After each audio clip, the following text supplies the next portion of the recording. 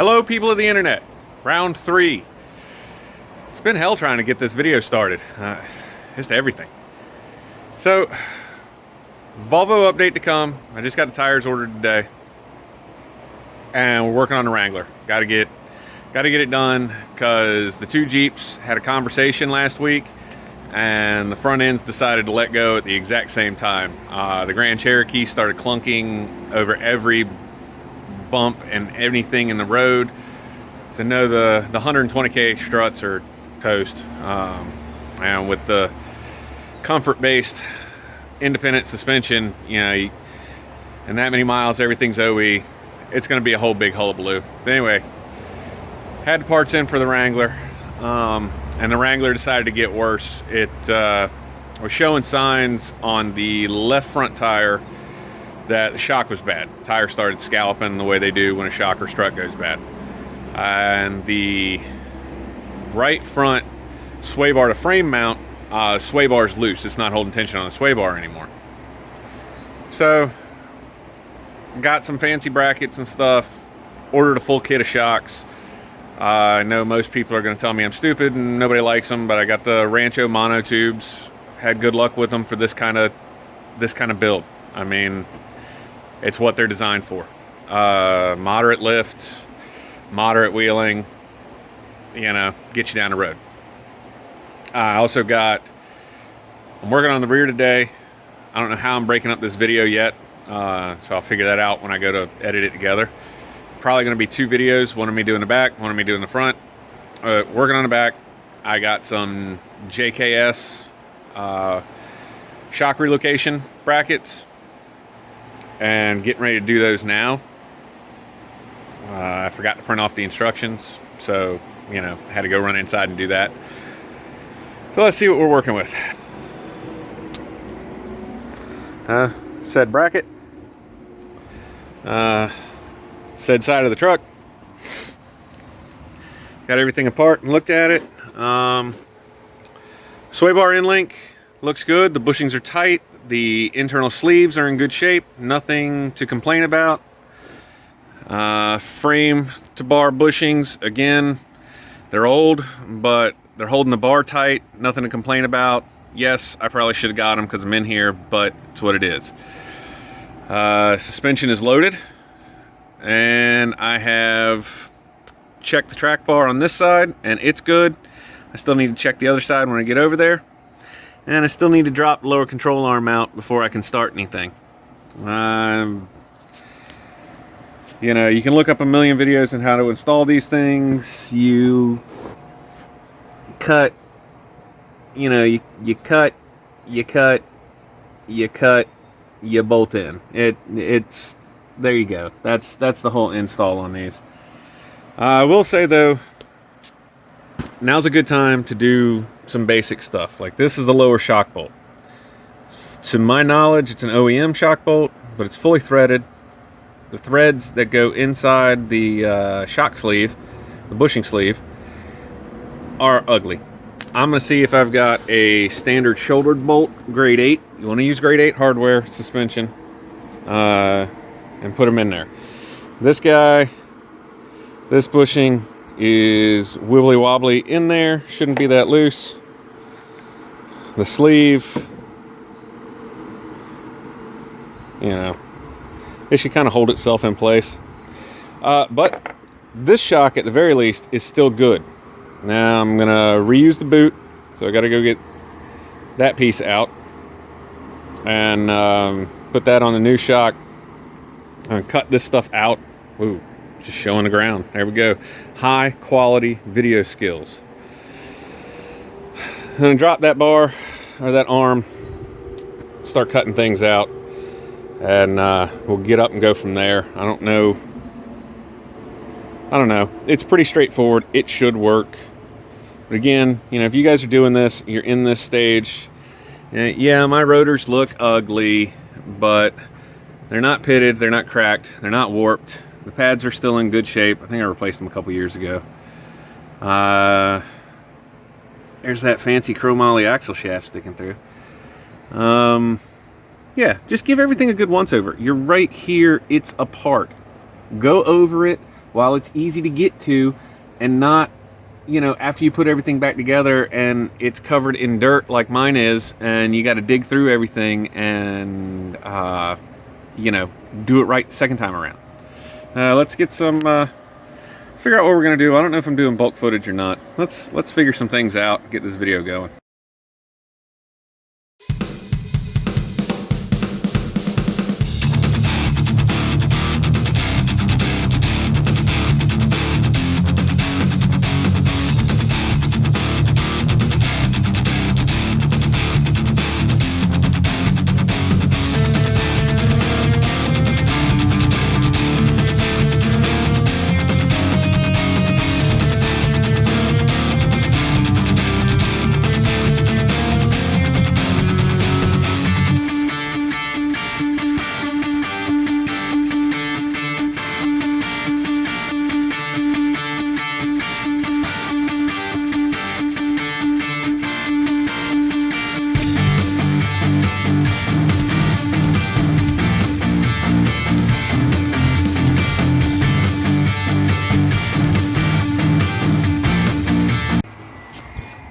Alright, hopefully from that bulk footage everybody gets to see how inept I am at using a plasma cutter. No, I do not have a lot of experience with a plasma cutter. It's a relatively new tool for me. I only had it for a few years. This is like the third time I've ever used it. I have the Miller, what is it? Spectrum 375 Extreme. Because you got to say it like that. I actually like the carrying case. I am running 220 in it right now. I've used the 110 adapter. It does seem to work, but I figured with these brackets, 220 was probably the way to go. So, you can see, it's ugly. I'm not good. I got stuff that was moved, but that was an afterthought. But yeah, you know, you gotta learn somewhere, people. Not everybody is born with all the knowledge in the universe. You know, you gotta have practice and everything else. And laugh at my ineptitude.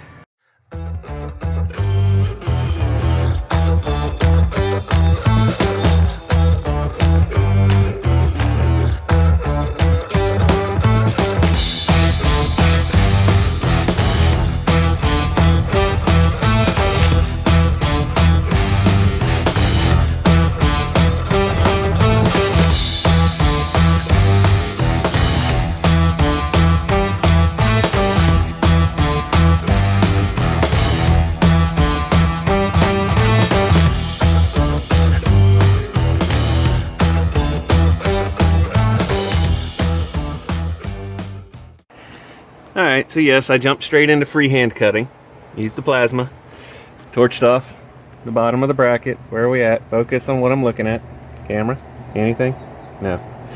Alright, well. Maybe. There we go. It's not perfect, and I do have to reload. I gotta reload the grinding wheel and get some paint on there. So, we'll come back in a little while. Alright, so this side's done and in. Yeah, it goes as expected. I ended up replacing some of the hardware with some new 10-9, and that bolt is a little longer than it needs to be, but it's what I had. These are nice bolts with shoulders, so the threads aren't going to pile up full of rust and stuff in the bushings. I used copper anti-seize on all the pivot points. Used my regular black anti-seize on everything else. I was able to get the shock boot. Yeah, you can kind of see. I was able to get the shock boot in there, and it's doing what it's supposed to do. I am not happy with these shocks right now. They are for 0 to 2 inch lift, and I know these brackets move everything up 2 inches. So that puts you in 0 to 2 inch lift ballpark. I mean, math, right? It's 2.5 inch lift. Shocks move up 2 inches. Talking about a 1/2 inch. A shock rated for 0 to 2 inches of lift. This should be right. It appears that this shock is pretty well. Let me see if I can get under here properly. and get an angle on this where I can see and show it to you. But you see how compressed that is? I don't think that shock's got any room to move. If you look at that shock over there, I mean, I know you can't see the shaft, but the boot does give you an idea how compressed the body is. I just don't see these being right. This boot should be down, the bottom of that boot should be at least down there somewhere to have some travel. This thing looks like it's got maybe, and I'll have to take this down, but I can feel the shaft in there, and it's maybe an inch and a half of travel. It's about, yeah, it's about that much of my thumb, so inch and a quarter of travel upwards on the upstroke right there, because the suspension's loaded. So this is sitting on the axle, jack stands are on the axle, full weight of the body is on the springs, suspension's loaded. That ain't I don't think that's gonna work, folks. Yeah, that sucks. So I'm gonna have to back up and regroup on that. I still got the other side to do. It's a half day today, so I gotta get in and clean up and take care of the kid and everything. But all right, we'll come back to this on a new day and see if we can't figure out what I screwed up, or, you know, what measurements are wrong. I don't know. And we're back. So, new day. Everything's fixed now. Figured it out. Those of you that hadn't guessed, when I was loading up the cart of parts, I ordered 3.5 to 4.5 inch lift shocks and not 0 to 2.5 inch lift. So yeah, that's on me. Had to wait a few days. Right length came in, just got the first one installed. Kind of bounced around on stuff. Started working on the front. That became problematic too. So I don't really know where I'm going on this, but yeah, always double check and make sure that you get the right thing. Especially, so like the one, when I was putting it in, I caused some cosmetic damage to it. It just scraped the sticker and the paint off on the bracket. Well, because of that, it was non-refundable, non-returnable. I mean, I got a good deal on them. You know, I got them on sale, so they weren't the full. Living in the woods, you get jump scares, because that was a big spider just crawled up me. Not a, you got the 1 to 4 leg rule with me. If it's got less, if it's got more, nah, I'm out. Anyway, so I got them on sale. They weren't bad, but it did suck that I had to order another set. So that's, you know, that's money eaten and lost because I made a stupid mistake. Oh, I can get working back on stuff. I don't know where the video is going to pick up. Like I said, I kind of am in the middle of bouncing around between a lot of things now, so it'll be what it is. As long as I don't get attacked by any more spiders, it'll be good. All right, so back to work.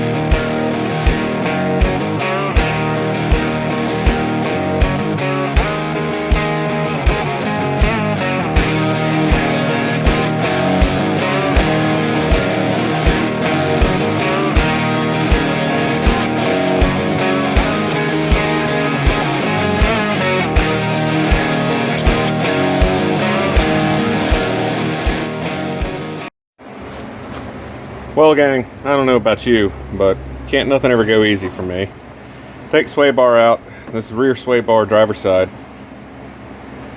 And obviously that bolt is seized up in that bushing sleeve. So, I don't know. Sway bar's not bad. The bushing's toast, and obviously it needs a new sleeve. I think I got some. I'll have to dig around and look. So hopefully I come back with good news. Well, and as per, SOP, I got a sleeve. I could put the sleeve in, but the bushing is worn out, and the sleeve doesn't hold tension anymore because the bushing's worn out. And I didn't have any new bushing sets. So, looks like I'm ordering a sway bar end link. And I guess I'll order two. When I did the lift kit originally, these should be the OEM front sway bar end links. And then you move those to the rear sway bar for the lift kit. With moving the shock relocation bracket up, I don't know.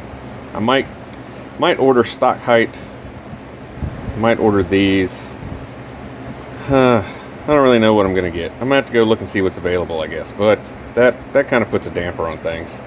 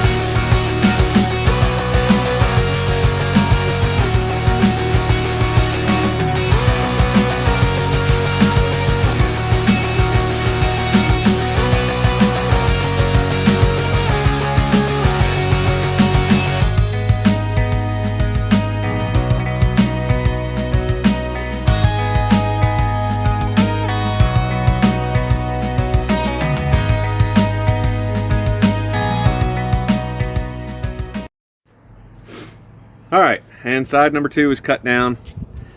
I'm going to throw some paint on there. That's pretty much where I'm going to stop for today, as I got to get a new end link. And I know I talk about living in the county. Hold on. I know I talk about living in the county, and you got guys like DD Speed Shop that are always like, I live in the city so I can just run up the road.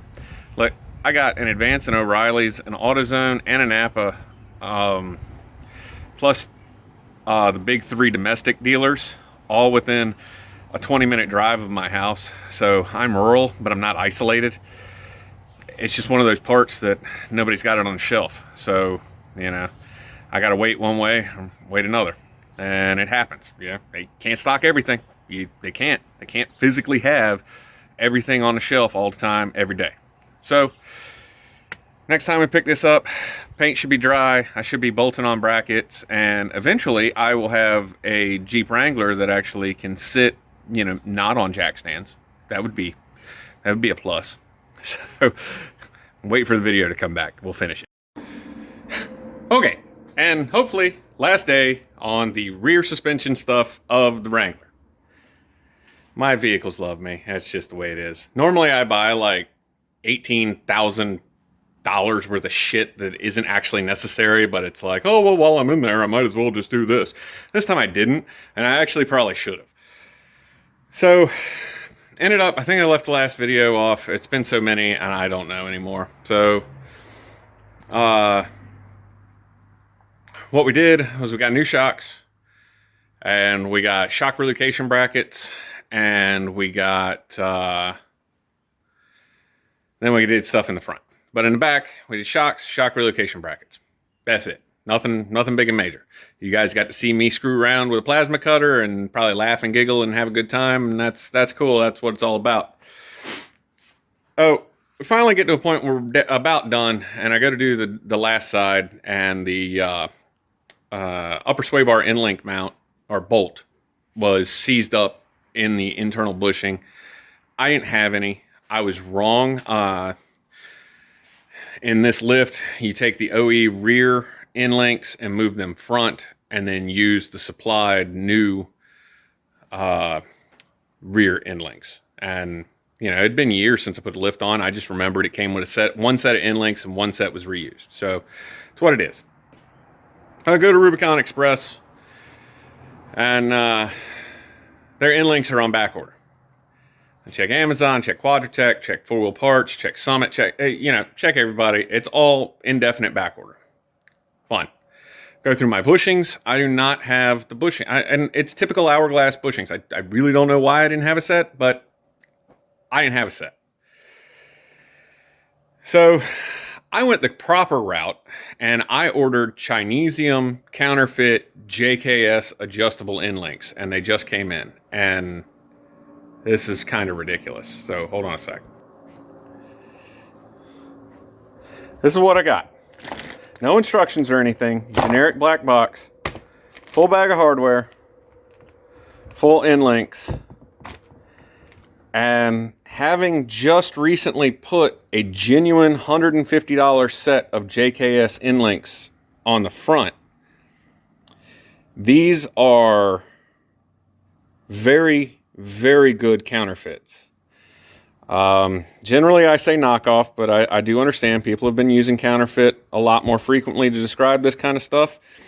They are not incorrect. It is a stolen property. These were $39.99 on Scamazon.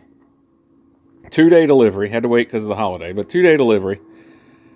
And a set of Rubicon Expresses, while, yeah, a little cheaper,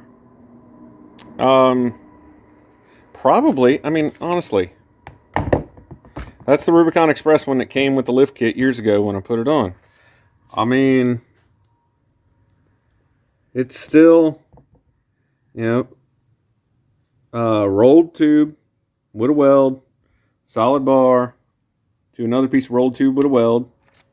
I mean, at least this is like one piece welded on. I'll say the welds don't look any worse than anything else. I know it's a shame, and I know you shouldn't buy that kind of stuff. Hold on. Really, I mean, I get it. You shouldn't. But an item like that rear end link shouldn't be an indefinite back order item. You know, honestly. Or it should have been easier to find a set of just replacement bushings than having to take it out, measure it up, go to another company's website, go through their bushings dimensionally, find the ones that would fit. You know, there should have been an easier route to take than just hop on Scamazon or Fleabay and go doop, doop, doop. Oh, hey, look, there's a equivalent priced part and it's actually in stock and I can just get it. You know, I mean, maybe, just maybe, stuff shouldn't all have to be produced halfway across the world and shipped in. I'm just saying, maybe. Okay, that's enough of a rant. So since they came in, I wasn't expecting them in this early. I just got the rear shock and everything mounted up on that side because I've been doing stuff with the Volvo. And so I'm gonna throw all this in, wrap it up, get some video footage of what it looks like all together, because you know it's what you got to do. And we're calling it a day. I'm tired. The Wrangler beat me. It's always been such a good vehicle. And I mean, you know, I've been a Jeep guy forever, and you got to pick on the heap. The heap always has to get picked on, but oh my good Lord, it didn't need to be that stupid. Okay, so now on to work. We'll show you some completed progress. All right, and before we get the tire on, get it on the ground and take it for a test run. That's what she looks like. I did end up using the quick disconnects. I wasn't going to, but this is substantially larger than the 12mm bolt. It's originally in here, so you know, it's what it is. It's all pumped full of grease. You can see the correction, or not the correction, that's on the front. You can see the relocation brackets. Shock's in. Other side's done. Jet's flying over. All right, jet flew over. And yeah, so time to get it on the ground and get going. Only had one real casualty, and that was I don't know, a pin that I'd found years and years ago. Finally snapped while I was tightening stuff. So hold on. And we're back in the bright sun. And yeah, so this was, you know, snafu, pretty normal for me. Foobar, you know, whatever. Look, again, I don't really condone doing the counterfeit stuff, the knockoffs. You do you. You never do it. More power to you. If you have to always do it, I've been there. I understand. It's part of life, part of growing.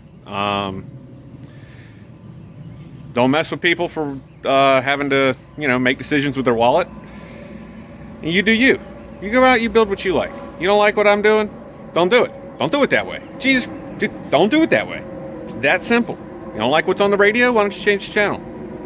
There's a lot of stations out there. I know nobody listens to radio anymore. I know, that's old. Boomer. You listen to radio. I mean, come on. YouTube, podcast, TikTok channels. You don't like the stuff? Just find a new one. Good Lord, there's 8,000 of them that are exactly the same. So go find the one you like to listen to. Get this back together, take it for a ride. One more project down. Getting ready for Power Tour. Hopefully tomorrow. Power Tour's in like 2 weeks. So hopefully tomorrow I'll be reassembling the Volvo, and we'll do a final Volvo update pre-Power Tour on that. I think it's coming along really well. Hopefully everybody likes it. I don't know. I do. So that's all that matters. It's my car, right? You don't like it, you go get your own car. And yeah, get out, have fun, do something you like, and you know, laugh at guys like me that film themselves being brain dead and doing silly stuff and working 3 times harder than they ought to. I'm okay with it. Everybody have fun.